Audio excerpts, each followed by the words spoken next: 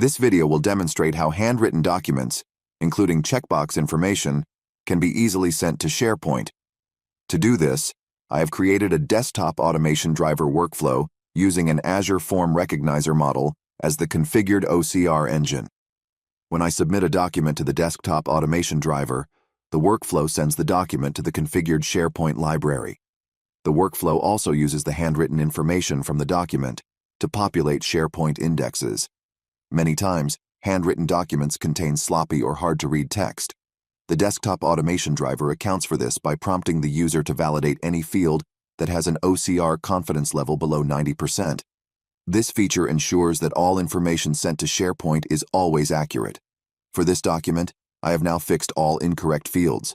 When I hit OK, my corrected fields will be sent to SharePoint with the rest of the information from the document.